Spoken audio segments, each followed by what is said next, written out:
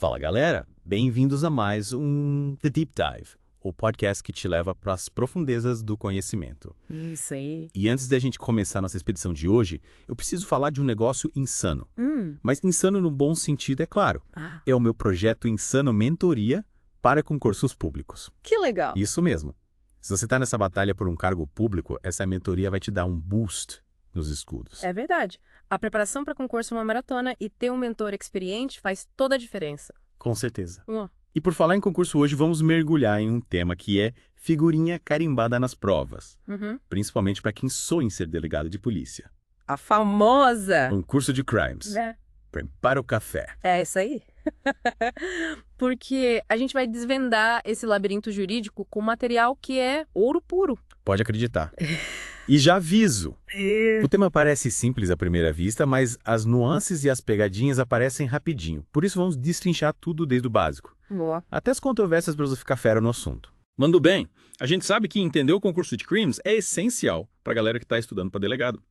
Afinal, na prática, essa distinção vai impactar diretamente na investigação, na denúncia e até na sentença final. Mas vamos começar do começo. O que diabos significa concurso de crimes? Concurso de crimes, em termos simples, é quando alguém pratica mais de um crime, seja por meio de várias ações ou até mesmo de uma só. E é que a coisa fica interessante, porque o direito penal brasileiro divide-se como criminoso em 3 tipos principais: concurso material, concurso formal e crime continuado. 3 tipos. Já senti que a coisa vai complicar. Mas vamos por partes. Começando pelo concurso material, o que rola nesse caso? No concurso material, também conhecido como concurso real, temos múltiplas ações que resultam em múltiplos crimes. Pense, por exemplo, num ladrão que rouba um carro para fugir depois de assaltar um banco. Entendi. São 2 ações distintas, o roubo do carro e o assalto ao banco, que configuram 2 crimes independentes. Entendi. Então, no concurso material, o meliante está multiplicando as suas encrencas com a lei, certo? E, neste caso, as penas são somadas. Exatamente. No concurso material, cada crime é punido separadamente e as penas são somadas no final. É como se o juiz estivesse fazendo a conta do prejuízo causado pelo criminoso. Faz sentido. É a justiça fazendo valer o ditado. Quem faz, paga. Mas, e o concurso formal, como funciona esse esquema? Já no concurso formal, a coisa muda um pouco. Aqui temos uma única ação ou omissão que acaba resultando em múltiplos crimes. E para ilustrar, vamos a um exemplo que infelizmente é comum nas nossas ruas. Imagine um motorista bêbado que avança um sinal vermelho e atropela 2 pedestres. Puxa, que situação. Mas, nesse caso, apesar das consequências trágicas, ele só realizou uma ação imprudente que foi avançar o sinal certo. Perfeitamente. E é aí que reside a complexidade do concurso formal. Apesar de uma única ação, ele cometeu 2 crimes. 2 homicídios culposos, um para cada vítima. Caramba! Então, no concurso formal, a gente tem uma espécie de efeito dominó, onde uma única ação desencadeia múltiplos resultados criminosos. Mas, e as penas, nesse caso, como são aplicadas? Aí que o bicho pega. No concurso formal temos 2 modalidades: o concurso formal perfeito e o concurso formal imperfeito. Opa! E cada um deles tem a sua própria regra de dosimetria da pena. 2 tipos de concurso formal. A cada passo, a gente se aprofunda mais nesse labirinto, mas vamos desvendar cada um deles. Começando pelo concurso formal perfeito, que diferencia do imperfeito? No concurso formal perfeito, a gente não tinha a intenção de produzir todos os resultados criminosos. No exemplo do motorista bêbado, ele não queria atropelar ninguém, mas por imprudência acabou causando 2 mortes. A intenção dele era apenas furar o sinal e não matar. Compreendi. Então, no concurso formal perfeito, a gente tem uma situação onde a pessoa não buscava aquele resultado trágico, mas acabou acontecendo por causa de uma ação imprudente ou negligente. E nesse caso, como a pena é aplicada? No concurso formal perfeito, a regra é aplicar a pena do crime mais grave aumentada de 1/6 até a metade. Por exemplo, se a pena para homicídio culposo for de 4 anos e o motorista bêbado do nosso exemplo for condenado por 2 homicídios culposos, o juiz vai pegar a pena de 4 anos e aumentar em 1/6 até a metade, chegando numa pena de 4 anos e 8 meses até 6 anos. Então, mesmo sem intenção, o motorista bêbado acaba tendo a pena aumentada por ter causado 2 mortes. E essa lógica se aplica a qualquer concurso formal perfeito, certo? Exatamente. A ideia é que, mesmo sem dolo, a conduta gerou múltiplos resultados criminosos, o que justifica um aumento na pena. Mas é importante destacar que a lei prevê uma exceção. Se a soma das penas dos crimes, calculada como se fosse um concurso material, for mais vantajosa para o réu, ela será aplicada. Essa é a regra do concurso material benéfico, que visa garantir que o réu não seja punido de forma desproporcional. Que interessante. Então, a lei busca um equilíbrio garantindo que a pena seja justa e proporcional à culpabilidade do agente. Mas, e no concurso formal imperfeito, a história muda, né? Me explica, como funciona esse esquema? No concurso formal imperfeito, a coisa muda bastante. Aqui, o agente age com a intenção de cometer todos os crimes, ou seja, a bolo em relação a cada um dos resultados. Imagine, por exemplo, um atirador de elite que, com um único disparo, mata 2 rivais. Ele tinha a intenção de matar ambos, planejou cada detalhe. Nossa, exemplo sinistro. Mas compreensível para ilustrar o concurso formal imperfeito. Então, nesse caso, a punição é mais severa, certo? Com certeza. No concurso formal imperfeito, as penas de cada crime são somadas como se fosse um concurso material. No caso do atirador, ele seria condenado por 2 homicídios dolosos e as penas seriam somadas para determinar a punição final. Caramba, é muita informação para processar. Mas acho que já estamos dominando os conceitos básicos do concurso material e do concurso formal. Agora só falta desvendar os mistérios do crime continuado certo. Como funciona esse esquema? O crime continuado é um capítulo à parte nesse universo do concurso de crimes. Ele rola quando alguém comete vários crimes da mesma espécie em sequência, como se fosse um combo criminoso. E o mais interessante é que, nesse caso, a lei considera todos esses crimes como um único delito para fins de punição. Sério? Então, mesmo cometendo vários crimes, a pessoa é punida como se tivesse cometido apenas um. Qual a lógica por trás disso? A ideia é evitar penas desproporcionais. Imagina um cara que, por exemplo, furta uma pequena quantia de dinheiro do caixa da empresa todo dia durante meses. Se cada furto fosse punido separadamente, a pena final seria absurda. O crime continuado busca uma medida mais justa, considerando a reiteração do crime, mas sem exagerar na dose. Faz todo sentido. Então, o crime continuado é uma espécie de benefício para o réu que tem a sua pena reduzida por ter cometido vários crimes da mesma espécie em sequência. Mas como saber se um caso se enquadra nesse esquema? Quais os critérios para configurar o crime continuado? Para caracterizar o crime continuado, a lei leva em consideração 4 fatores principais: o tempo, o lugar, a forma de execução e outras circunstâncias semelhantes.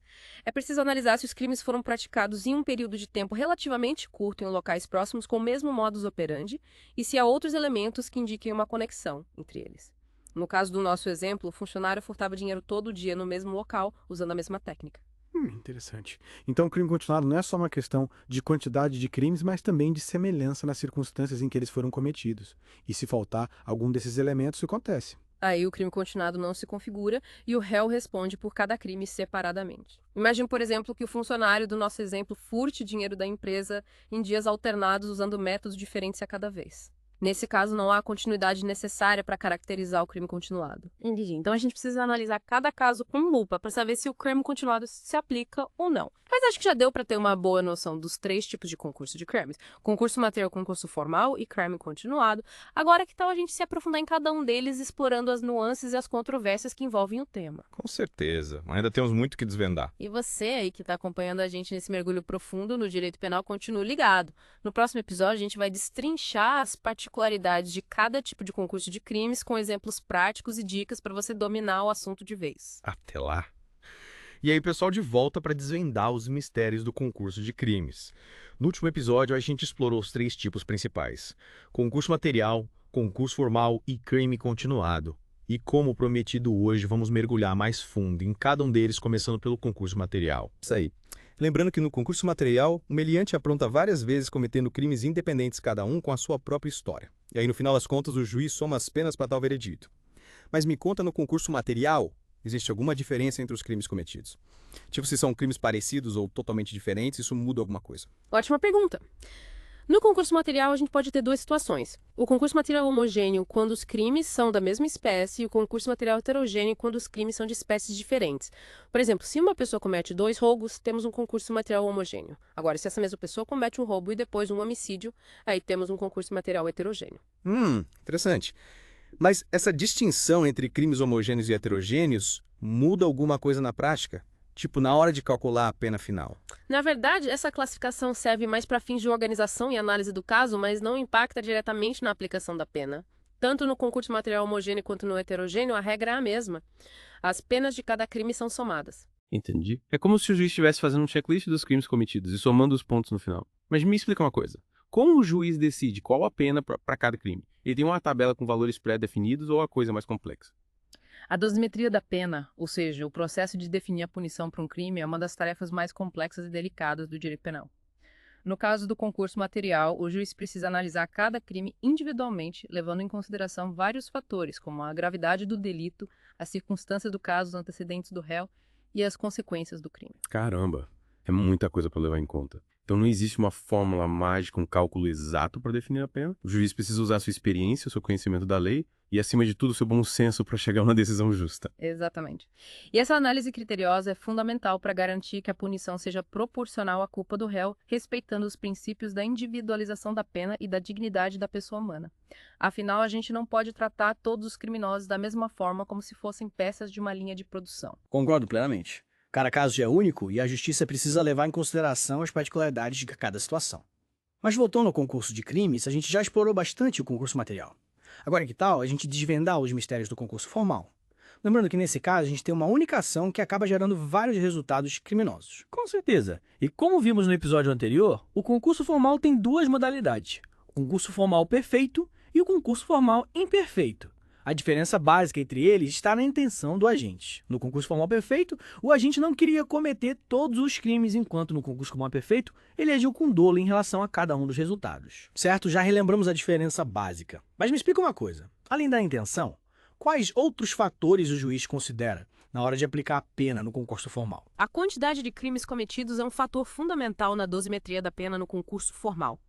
No caso do concurso formal perfeito, a regra é aplicar a pena do crime mais grave aumentada de 1/6 até a metade. Mas esse aumento vai depender da quantidade de crimes praticados. Quanto mais crimes, maior o aumento. Então, mesmo no concurso formal perfeito, onde o agente não tinha intenção de cometer todos os crimes, a quantidade de delitos influencia a punição. Faz sentido. Mas e no concurso formal imperfeito, como funciona? No concurso formal imperfeito, a regra é mais simples. As penas de cada crime são somadas como se fosse um concurso material. Afinal, o agente agiu com dolo em relação a cada um dos resultados, o que demonstra maior reprovabilidade da conduta. Certo. Então, no concurso formal imperfeito, a punição é mais severa porque o agente tinha intenção de cometer todos os crimes. É a justiça sendo mais rigorosa com quem age de má fé. Exatamente.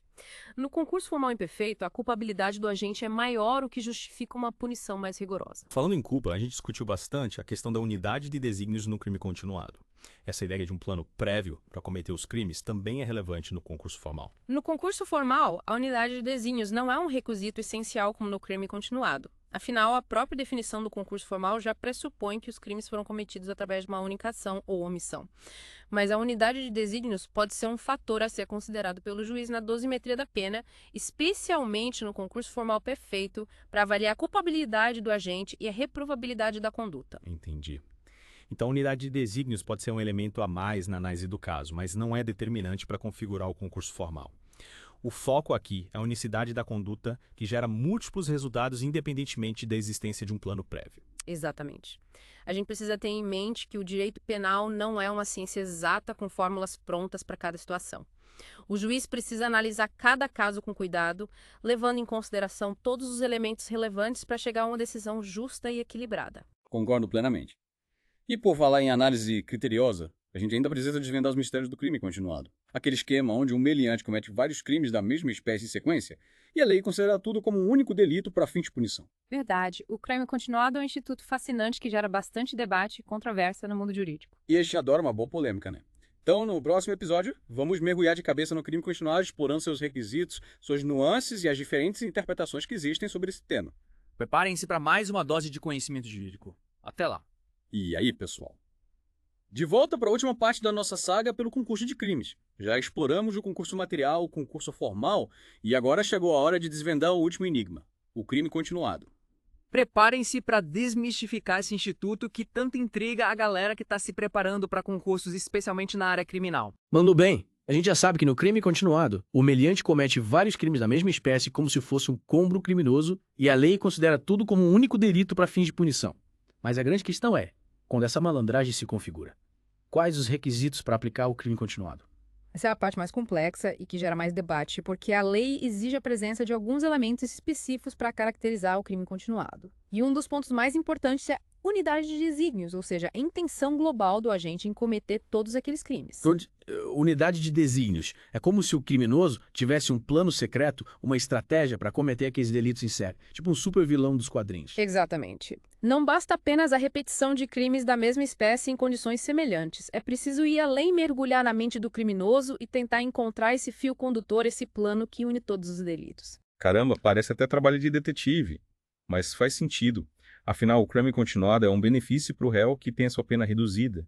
Então a justiça precisa ter certeza de que ele realmente agiu de forma planejada e com essa intenção global. Com certeza. Imagina um cara que comete vários furtos em locais próximos usando o mesmo método. Aparentemente parece um caso clássico de crime continuado sério. Sim. Mas na investigação descobre-se que os crimes foram cometidos de forma oportunista, sem um plano prévio. Ou seja, o cara simplesmente aproveitou as chances que apareceram. Nesse caso, não há crime continuado e o cara vai responder por cada furto separadamente. Nossa, que vida Sim. mais justo, né? Não dá para aplicar o benefício do crime continuado para quem simplesmente aproveitou as oportunidades para cometer crimes. Tem que ter essa intenção maquiavélica por trás das ações. Exato. O crime continuado é para aquelas situações em que o agente demonstra uma persistência na prática criminosa, uma verdadeira carreira no crime, por assim dizer. Ele planejou, ele executou, ele colheu os frutos do seu plano criminoso. Entendi. É como se o crime continuado fosse um prêmio para o criminoso mais dedicado que leva a sério a sua profissão ilícita. Mas brincadeiras à parte, a gente precisa entender como identificar essa unidade de desígnios na prática. Afinal, não dá pela mente do criminoso, né? Claro. A investigação precisa ir atrás de pistas de evidências que revelem a intenção global do agente. E essas pistas podem estar em diversos lugares. Na motivação dos crimes, no modus operandi, na escolha dos alvos, no período e local dos delitos. É como montar um quebra-cabeça buscando encaixar todas as peças para formar a imagem completa do plano criminoso. É como se a gente estivesse traçando um perfil psicológico do criminoso, né? Tentando entender suas motivações, seus métodos, seus objetivos. E se a gente não conseguir encontrar essa unidade de desenhos, se as peças do quebra-cabeça não se encaixarem? Nesse caso, o crime continuado não se configura e o réu vai responder por cada crime separadamente. É por isso que a investigação precisa ser minuciosa, buscando todos os elementos que possam comprovar ou refutar a existência dessa intenção global. Perfeito. Mas além da unidade de desígnios, a lei exige outros requisitos para caracterizar o crime continuado. Lembra que a gente comentou sobre os crimes serem da mesma espécie e sobre a semelhança nas condições de tempo, lugar e modo de execução. Exatamente. A lei exige que os crimes sejam da mesma espécie, ou seja, que tenham a mesma natureza jurídica. Por exemplo, vários furtos, vários roubos, vários estelionatos. Mas essa questão da mesma espécie gera bastante debate no mundo jurídico. Alguns entendem que basta os crimes violarem o mesmo bem jurídico mesmo que estejam tipificados em artigos diferentes do Código Penal. Por exemplo, furto e roubo que ambos violam a patrimônio. Caramba. Mais uma polêmica para nossa lista. Mas no final das contas, quem decide se os crimes são da mesma espécie é o juiz certo. Correto. O juiz vai analisar as particularidades do caso concreto, as características dos crimes e a jurisprudência dominante para tomar sua decisão. E além da mesma espécie, a lei também exige semelhança nas condições de tempo, lugar e modo de execução dos crimes. Semelhança. Mas não precisa ser idêntico, né? Tipo, os crimes podem ter acontecido em dias diferentes em locais próximos usando métodos parecidos certo. Exatamente. A semelhança não precisa ser absoluta, mas deve ser significativo o suficiente para que os crimes posteriores pareçam uma continuação do primeiro. É como se o agente estivesse seguindo um padrão de comportamento. Entendi. É como se a gente estivesse assistindo uma série onde cada episódio tem a sua própria história, mas todos seguem a mesma trama principal, o mesmo estilo. No crime continuado, cada crime é um episódio, mas a unidade de desígnios é a trama que conecta todos eles. Perfeita analogia. E essa semelhança nas condições de tempo, lugar e modo de execução reforça a ideia de que o agente agiu de forma planejada e sistemática, o que é fundamental para configurar o crime continuado. Mas e se a gente vê um caso onde os crimes são da mesma espécie, foram cometidos com unidade de desígnios, mas as condições de tempo, lugar e modo de execução são muito diferentes? Tipo, um furto em São Paulo, outro no Rio de Janeiro, outro em Porto Alegre, cada um com um método diferente. Nesse caso, ainda podemos falar em crime continuado. Ah, a coisa complica. A lei não estabelece um parâmetro fixo para definir a semelhança. Cabe ao juiz analisar cada caso concreto as peculiaridades da situação e decidir se a diferença nas condições de tempo, lugar e modo de execução é suficiente para descaracterizar o crime continuado. Entendi. Mais uma vez a gente esbarra na subjetividade da interpretação da lei. Mas acho que já deu para ter uma boa noção do crime continuado, né? É um instituto complexo com vários requisitos específicos e que exige uma análise criteriosa por parte do juiz. Com certeza. E dominar esse tema é fundamental para quem está se preparando para concursos na área criminal, porque o crime continuado é figurinha carimbada nas provas. E para quem quer se aprofundar ainda mais nesse universo do concurso de crimes, não pode perder o meu projeto Ensino Mentoria para concursos públicos. Lá você vai encontrar material completo, dicas infalíveis e todo o suporte para detonar nas provas. É isso aí, com dedicação e estudo, a mentoria certa, você estará preparado para enfrentar qualquer desafio. E, por hoje, nossa expedição pelo concurso de crimes termina aqui. Esperamos que tenham gostado da viagem. Até a próxima!